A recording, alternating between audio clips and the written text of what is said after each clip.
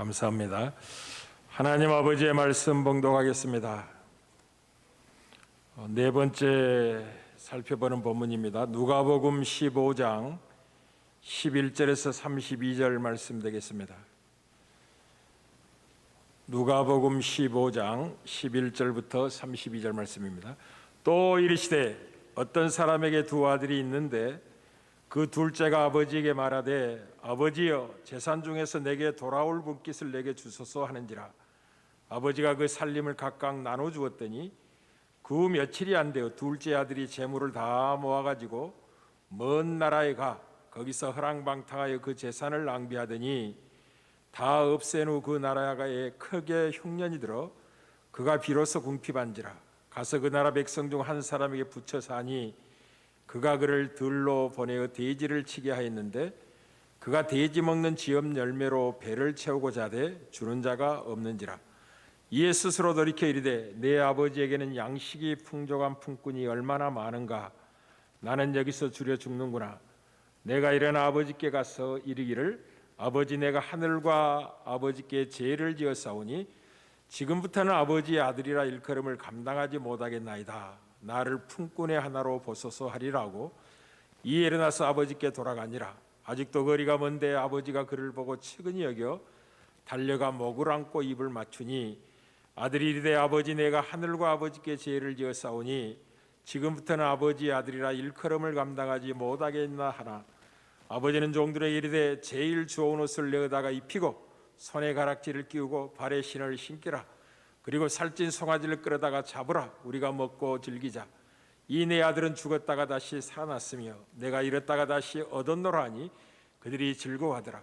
맏아들은 밭에 있다가 돌아와 집에 가까이 왔을 때 풍악과 춤추는 소리를 듣고 한 종을 불러 이 무슨 일인가 물은데 대답하되 당신의 동생이 돌아왔음에 당신의 아버지가 건강한 그를 다시 맞아들이게 됨으로 인하여 살찐 송아지를 잡았나이다 하니 그가 노하여 들어가고자 하지 아니하거늘 아버지가 나와서 권한대. 아버지께 대답하여 이르되 내가 여러의 아버지를 섬겨 명을 어김이 없거늘 내게는 염소 새끼라도 주어 나와 내 벗으로 즐기게 하신 일이 없더니 아버지의 살림을 창녀들과 함께 삼켜버린 이 아들이 돌아오매 이를 위하여 살찐 송아지를 잡으셨나이다.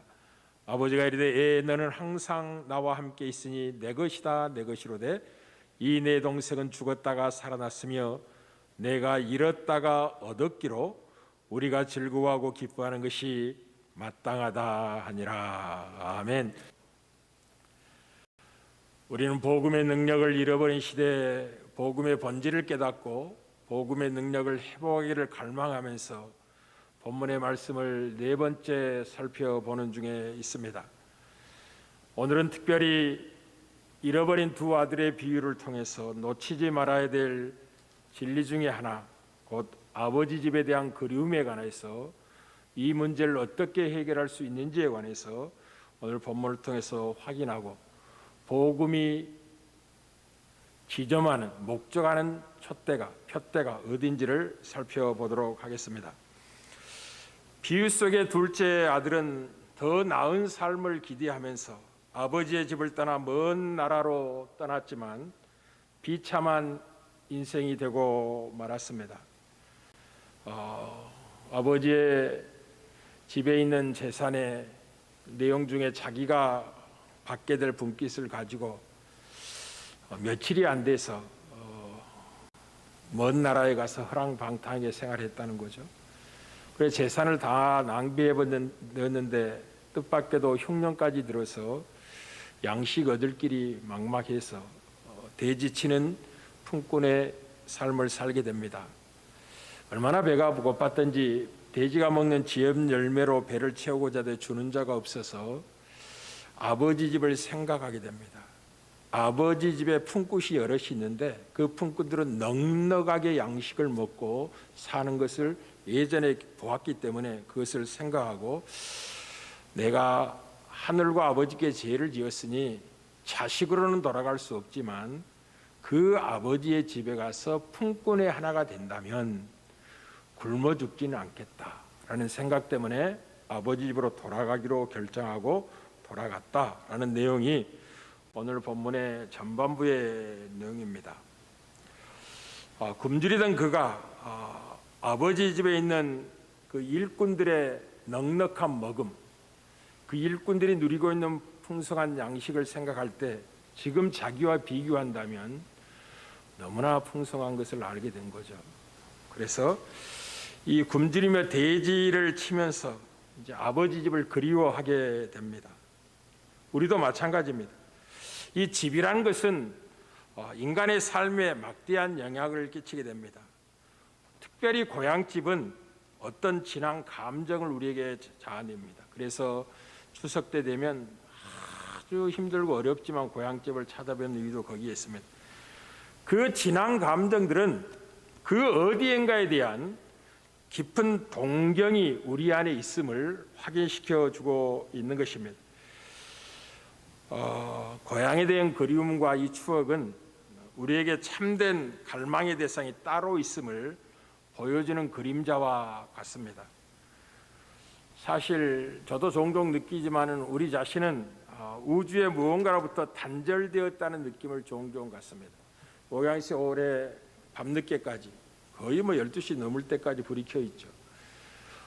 묵상하고 또 홀로 있다 보면 종종 하나님이 이제 외로움, 홀로 있는 것 같은 고독감, 무엇인가 단절되어 있는 내 아내도 있고 자식들도 다 있지만 이 땅에 홀로 있는 것 같은 느낌이 종종 찾아오게 됩니다. 그래서 우리는 그 단절된 그 무엇인가 이어주고 싶은 갈망을 갖고 그리움을 갖고 살아갑니다. 늘 바깥쪽 문만 바라보던 사람이 그 안쪽 문은 어떻게 생겼을까? 라는 생각을 가지고 그리움과 동경을 가지고 살아가는 것이 인간이고 그것이 이 땅에 사는 사람들의 실상입니다. 어떤 의미에서 우리 모두는 둘째 아들과 같습니다. 다 순례자로서 집을 그리워하며 살아갑니다. 그럼에도 늘 떠돌이처럼 결코 자기가 찾는 집에는 도달하지 못합니다. 우리가 실제적으로 가족들과 함께 있는 이 건물들은 우리가 잠시 묵어가는 여인숙과 같은 집일 뿐입니다.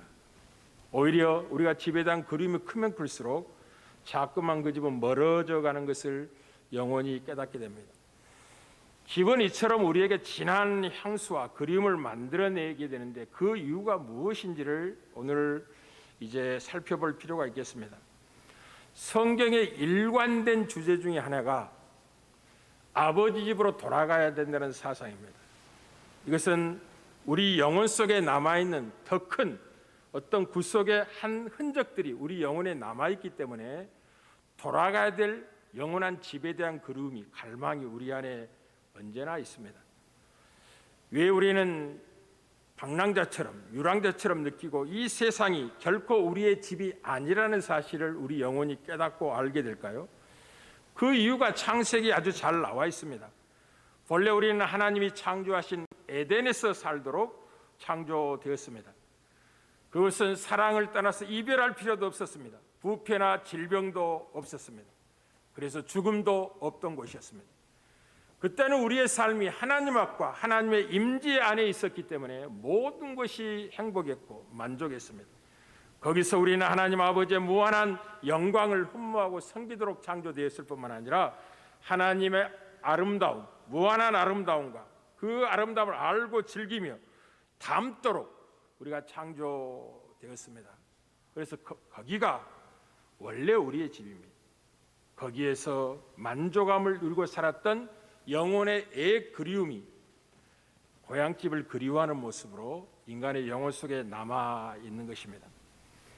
그런데 성경은 우리가 영원한 아버지의 집에 대한 반감을 품고 아버지께 반감을 품고 아버지의 집을 떠났다고 가르치고 있습니다.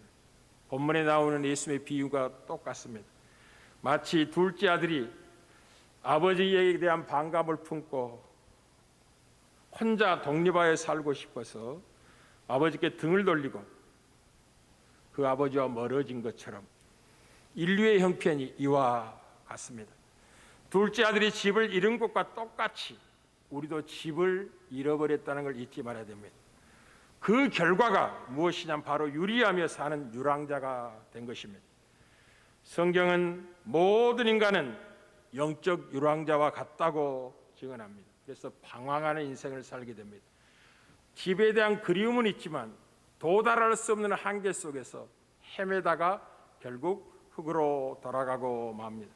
여러분이 이 땅에서 아무리 고급지고 화려하고 큰 집에 살아도 영혼에 잃어버린 집에 대한 갈망은 그런 것들로서 채워질 수가 없습니다. 잃어버린 행복을 복원하고 싶어도 끝없는 좌절에 부딪히게 됩니다. 이 땅에서 건강을 원하지만은 찾아오는 노화를 막을 길이 없습니다. 사랑하는 성도 여러분, 아무리 건강을 사모한다 할지라도 질병과 노화로 인한 죽음을 막을 인생은 아무도 없습니다. 영원한 사랑을 원하지만은 우리는 때가 되면 모든 관계가 세월 속에서 쇠락해지고 단절될 수밖에 없는 구조 속에 있다는 사실을 알게 됩니다.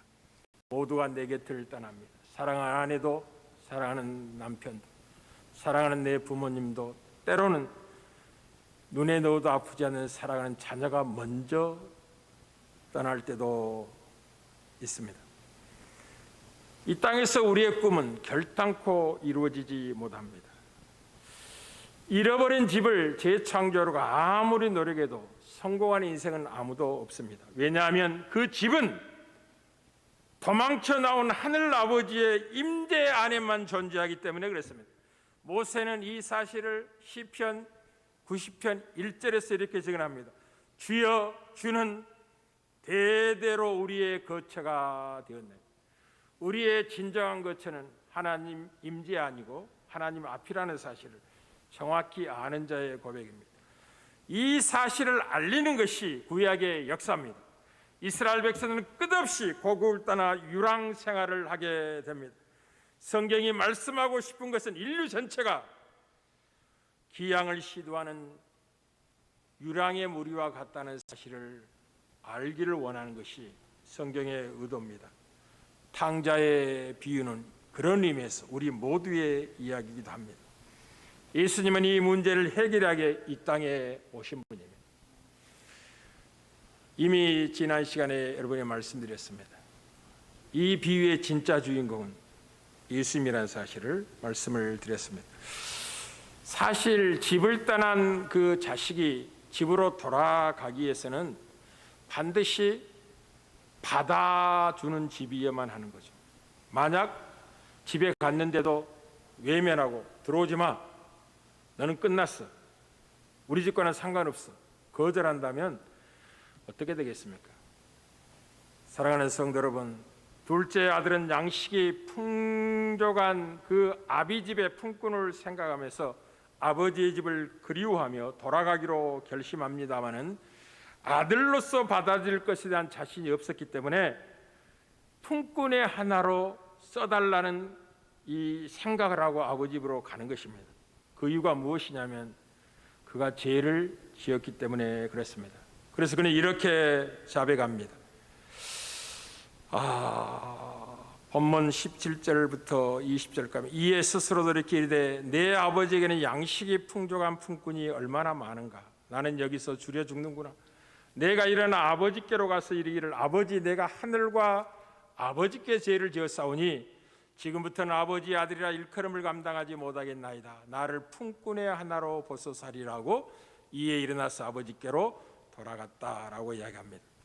이 비유 속에 등장하는 이 둘째 아들이 알고 있었듯이 기양이 아버지 집으로 돌아가는 것이 만만치 않다는 것을 그가 알고 있습니다. 무엇 때문에? 하늘과 아버지께 죄를 지었기 때문에 아들로서는 돌아갈 수 없다는 것을 알고 있었고, 그래서 품꾼의 하나라도 써주면 이 굶주림을 해결할 수 있는 길이 열릴 것이라는 생각 때문에 돌아가는 거지 자식으로 받아달라고 돌아가는 건 아닙니다. 그래서 품꾼의 하나로, 제가 아버지와 그 사이를 가로막고 있다는 것, 장벽을 만들었다는 사실을 알았던 거죠.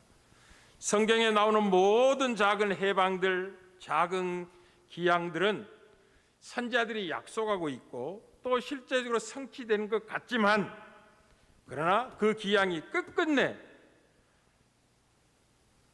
처음 아버지 집을 회복시켜 주지는 못합니다. 왜일까요?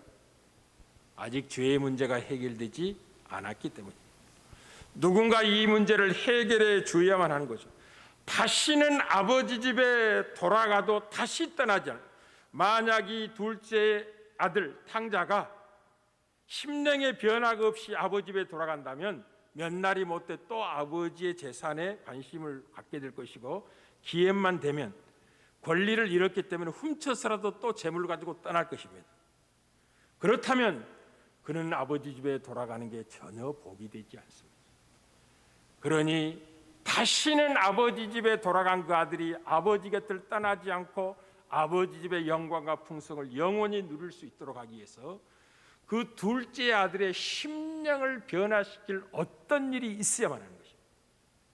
그 일 위해서 예수님이 이 땅에 오시는 것입니다. 다시는 아버지의 재산을 탐내지 아니하고 아버지 자신을 사랑하는, 아버지 집의 영광을 아들로서 영원히 존귀를 얻게 하시려고 우리 주 예수 그리스도는 죄 없으신 그분이 죄인된 우리를 대신해서 십자가에 죽으시고 그를 믿는 모든 자들의 심령을 바꿔내서 잃어버진 아버지 집으로 돌아가는 은혜를 베풀게 될 것입니다. 사랑하는 성도 여러분, 이 세상에서의 삶이라는 것은 아버지의 집으로 돌아가는 기향의 여정이라는 걸 잊지 마십시오. 그날에 진정한 맏아들의 희생으로 인하여 우리는 아버지 집에서 영원한 잔치에 참여하게 될 것입니다. 이 영원한 잔치는 다음 주에 좀 살펴보도록 하겠습니다. 미국의 제2대 대통령이었던 존 애덤스가 이제 대통령직을 마치고 나이가 들어서 어느 날 지팡이를 가지고 산책을 하는 중에 한 젊은이를 만났습니다. 그때 그 젊은이가 알아보고 안녕하십니까? 라고 인사를 했습니다. 그때 존 애덤스 전직 대통령이 이렇게 대답했습니다. 애덤스는 건강합니다. 그러나 그의 집은 몹시 파손되어 이사 가야 될 형편입니다.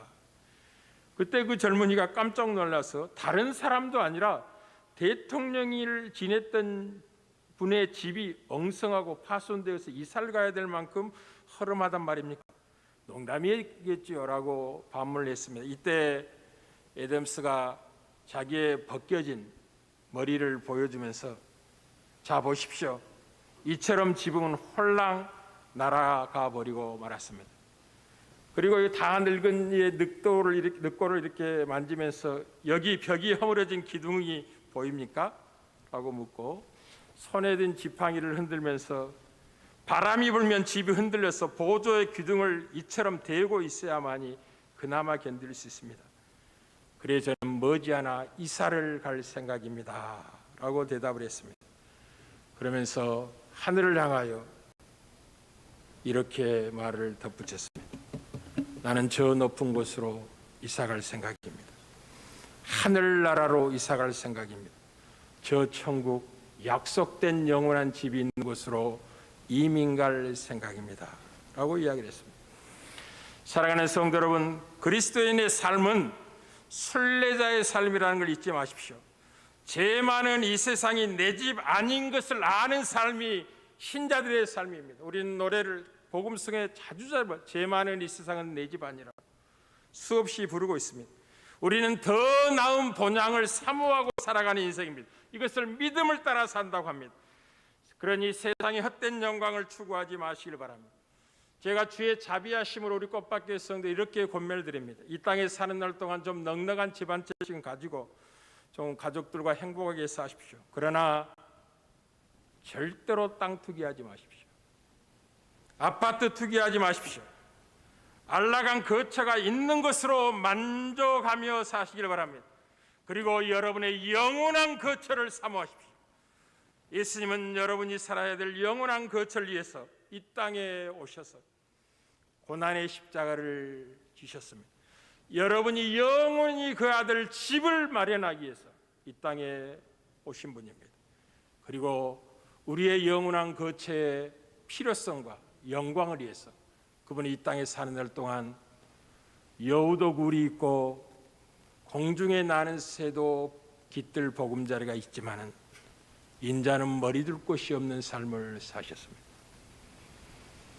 집의 필요성, 안전한 거처의 필요성을 그 온몸으로 체험하시고 죄인된 우리들, 집을 떠난 둘째 아들과 같은 우리들에게 다시 돌아와 영원한 집의 안식을 누리게 하시려고 스스로 집 없는 서러움을 이 땅에서 겪으셨던 주님이란 걸 잊지 말아야만 합니다.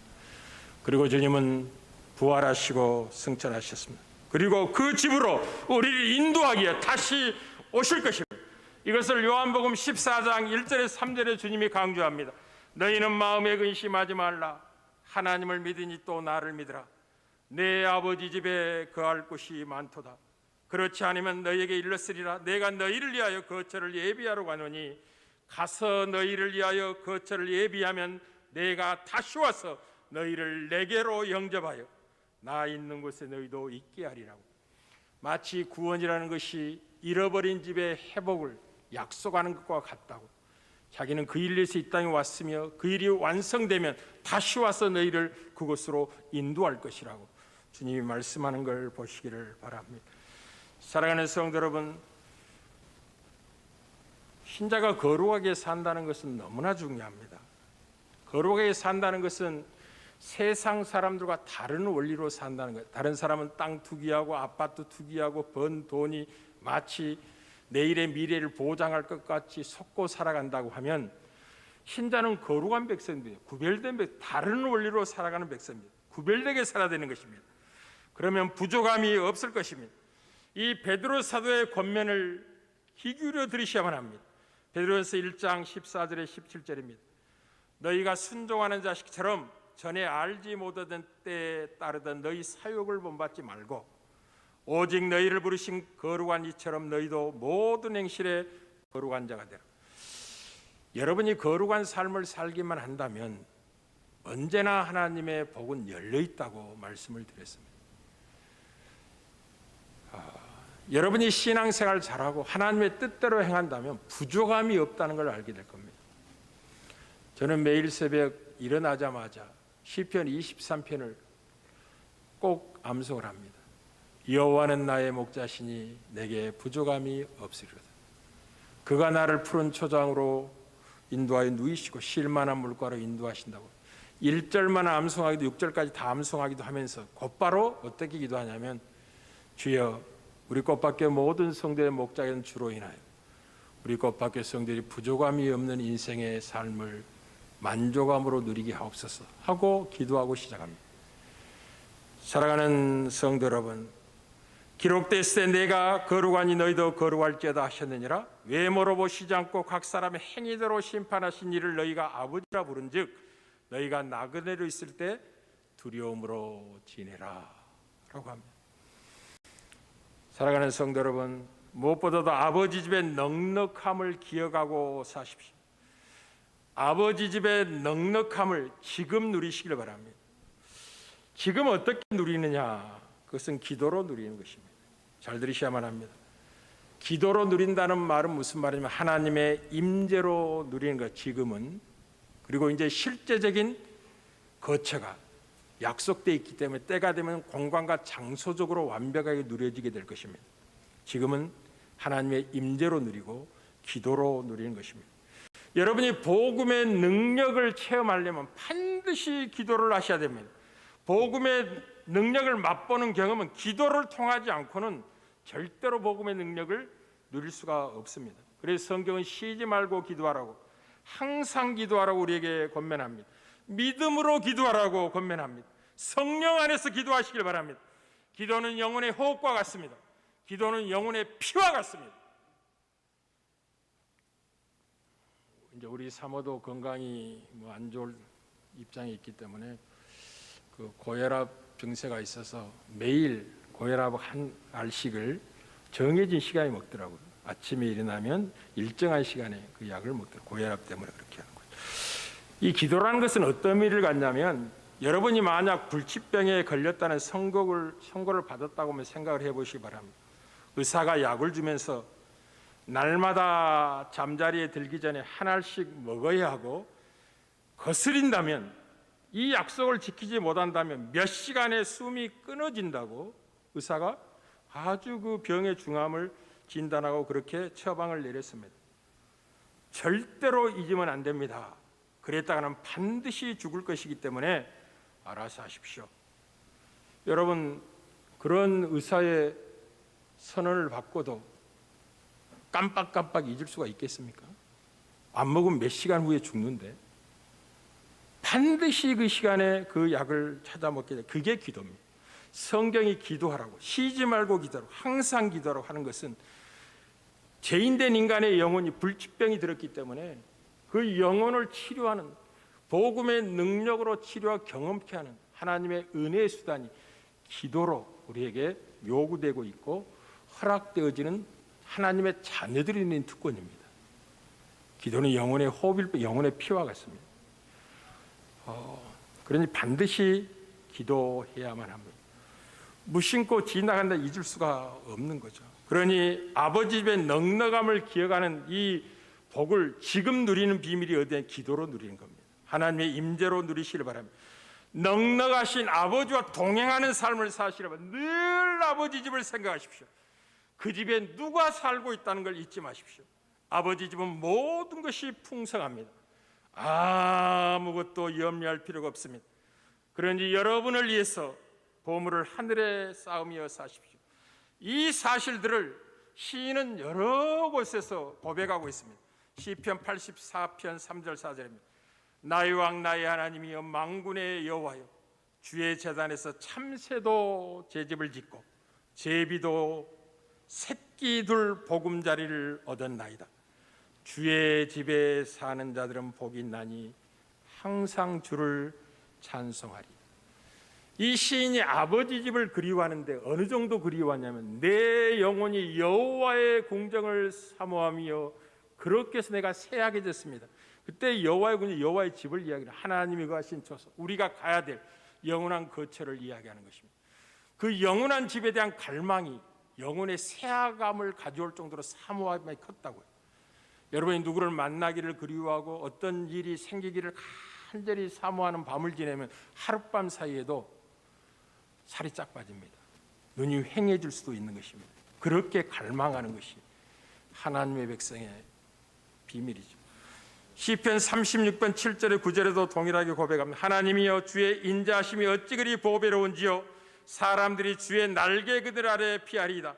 그들이 주의 집에 있는 살찐 것으로 풍성하며 하나님의 집을 생각할 때마다 풍성을 생각하는 겁니다. 주의 집에 살찐 것으로 풍족할 것이라. 주께서 주의 복락의 강물을 마시게 하리이다. 여호와는 나의 목자시니 내게 부족함이 없습니다. 여러분, 이 하나님을 깊이 사귀고 그분 안에서 동행하는 삶을 산다면요, 성령의 충만을 산다면 이 세상을 여러분의 집으로 다 주어도 그거 별거 아니라고 생각됩니다. 그런 집 없어도 만족합니다. 넉넉합니다. 그러니 땅 투기할 필요 전혀 없습니다. 아파트 투기할 필요 전혀 없습니다. 그 알 거처 있고 사랑을 나눌 가족들과 함께 믿음 안에 하나님을 섬길 수 있다면 그곳이 행복의 현장입니다. 그런 복된 삶을 모르기 때문에 누리지 못하고 있게 됩니다. 허망을 쫓아서 살아가는 겁니다. 근데 그런 사람들 위해 장로가 있고 교회 일꾼들이 많다는 사실에 충격을 받습니다. 그냥 땅을 수만 평씩 갖고 있어요. 재산으로 환산하면 수백억, 수천억이 된다 하지는 주의 자비하심으로 권면드립니다. 그건 재앙입니다. 안전한 거처에 있음을 감사하시고 여유분들은 다 생명 살리고 이웃을 풍성하게 유익해 하는데 사용해야 되는 거예요. 그걸 남겨두면 고지혈증병이 걸리는 거예요. 반드시 하나님께 심판을 받습니다. 우리는 세월 속에 나이가 들어갑니다. 저도 이제 60이 넘었는데 UN 보고서에서 75세까지는 청년이라고 이렇게 그 문자가 떴대요. UN 보고서 나이를 새롭게 이제 이렇게 해놨는데 75세까지는 청년. 그래서 내가 아직도 청년이나? 그런데 이제 새해 손주 손녀들을 보는 할아버지가 되었죠. 나이가 들어가는 거죠. 제가 그 사랑하고 존경했던 모교의 그 은사 목사님이 이제 생신이 되어서 좀 대접을 하러 내려갔었습니다. 그때 뜻밖의 이런 말씀을 하시더군요. 자기가 노사연의 그 노래를 좋아한다. 바램이라는 노래를 좋아하는데 아마 그 임종을 죽음을 얼마 남겨주지 않았다는 걸 잘 아시고 이제 인생을 정리하고 있는 입장이었던 것 같아요. 그 노사연의 바람이란 곡의 끝부분에 늙는다는 것을 역설적으로 아름답게 표현한 가사가 나옵니다. 그 가사의 내용이 무엇이냐면 우리는 늙어가는 것이 아니라 조금씩 익어가는 겁니다 라는 것입니다. 역설적인 표현이죠. 늙어가는 게 아니라 조금씩 익어갑니다. 조금씩 익어간다는 말이 무엇일까요? 그것은 오늘 본문 내 메시지로 확인한다면 한 걸음 더 천성을 향하여 나아간다는 말이 아니겠습니까? 세월이 우리를 더 아버지 집으로 영원한 본향으로 우리를 인도합니다. 우리 모두는 둘째 아들처럼 아버지 집을 떠나 유리하고 방황한 인생을 이 땅에서 살게 됩니다. 순례자처럼 살아갑니다. 외국인과 나그네처럼 살아갑니다. 그러나 우리의 복됨은 영원한 집이 기다리고 있다는 것입니다. 약속되어 있다는 것입니다. 이 세상의 집을 아무리 화려하게 지어도 30년, 50년 사용하게 되면 헐고 다시 재건축해야 되지만 우리 주 예수 그리스도로 말미암아 허락될 우리의 영원한 집은 영원히 쇠하지 않는 집입니다. 영원히 변하지 않는 집이십니다. 그곳에 아버지의 모든 풍성을 마음껏 누리게 될 것입니다. 오늘 둘째 아들이 아버지 집의 풍성함을 생각했던 것은 자기가 삶의 현실의 핍절함 때문이었습니다. 여러분, 예수를 믿는 영광스러운 무엇이냐면 이 세상의 것 어느 것으로도 우리의 영혼을 만족시킬 수 없다는 사실을 처절하게 알고 있는 것입니다. 황금 보석을 주어도 그게 별로 기쁘지 않습니다. 저는 수없이 경험을 했습니다. 어느 분이 수십억을 손에 쥐어주고 이걸 가지고 뭘 해보십시오라고 손에 쥐어줘도 그게 전혀 기쁘지 않았어요. 정말입니다. 마음이 오히려 공허해졌습니다. 그러니 여러분들의 집을 신방하면서 어떤 집은 좀 큰 집이고 좀 비싼 가구들을 갖고 사는 성들도 있고 어떤 집은 좀 좁고 가구도 별로 비싸지 않는 가구를 가지고 사는 성들을 만납니다. 제 눈에는 그게 전혀 안 들어옵니다. 그 집에 뭐가 있는지 잘 몰라요. 그런데 관심이 없기 때문에 그렇습니다. 보다 중요한 것을 보고 있기 때문에 그렇습니다. 영원한 집이 다시는 쇠하지 않고 변하지 않는 찬란한 내 집이 기다리고 있기 때문에 이 세상의 어떤 집과도 비교할 수 없는 아름답고 영광스러운 집이 약속되어 내가 그 아버지 집으로 가고 있는 여정 속에 있기 때문에 이 땅에서는 그 가는 여정에 장애되는 모든 하나를 풀어버리고 자유함을 가지고 가는 인생, 그게 섬김으로, 그게 사랑으로 나오는 것입니다.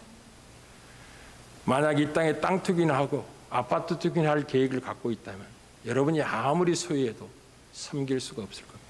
부족하다는 걸 알게 될 겁니다. 정말 그렇습니다. 그러니 자비하심을 여러분에게 권면합니다. 여러분은 가야 될 집이 있고 아버지 집에 도착하기만 하면 여러분이 노력하지 않는 그리스도 예수 때문에 그분의 고난과 십자가의 죽음과 부활 때문에 여러분의 약속된 영광이 기다리고 있다는 걸 기억하셔서 지금이라는 날을 세상 사람과 다르게 사십시오. 거룩하게 사십시오. 구별되게 사십시오. 모든 것을 소유하고 있는 넉넉함으로 섬기십시오. 진정한 종이 되십시오. 그때 진정한 자유인이 어떤 삶이라는 걸 알게 될 겁니다. 우리는 아버지가 있는 백성이라는 걸 기억하십시오. 우리는 고아가 아닙니다. 예수를 믿기 전에 우리는 고아였습니다. 참된 부부를 만나지 못했기 때문에 아버지의 집을 떠나 유리방황하는 것 같은 걸시가는 인생들이었습니다. 예수를 믿고 아버지를 만난 겁니다. 그리고 아버지의 모든 것이 내 것이라는 사실을 알게 된 것입니다. 그러면서 그 아버지가 얘들아, 짧은 인생 사는 날 동안 내 백성들께 살아라. 거룩하게 살아라. 이방인들처럼 살지 말아라. 그들이 소원하는 것을 쫓아가지 말아라. 내 뜻 행하기를 기뻐해라. 사랑하며 섬기며 살아라. 부족함이 없을 것이다. 넉넉하게 공급해 줄 거다. 약속하고 계십니다. 사랑하는 성도 여러분, 이게 성경의 중요한 진리 한 내용이고, 오늘 주님은 이 비유 속에서 이것을 담고 비유를 베푸셨습니다. 그리고 그 일이 가능하도록 하기 위해 자신이 진정한 주인공으로서 이 땅에 사는 날 동안 여우도 굴이 있고 공중에서도 깃들 보금자리가 있지만 인자는 머리들 곳이 없는 처절함을 경험하시고 영원한 집의 소중함을 체휼하신 그분께서 우리 영원한 집을 위해서 가시고 다시 오시겠다고 약속을 하셨습니다. 이 주님만 생각한다면 기쁘지 않습니까? 감사와 찬양이 넘쳐날 것입니다. 넉넉한 인생을 알게 될 겁니다. 기도로 누리는 은혜가 있기를 주의 이름으로 축복합니다.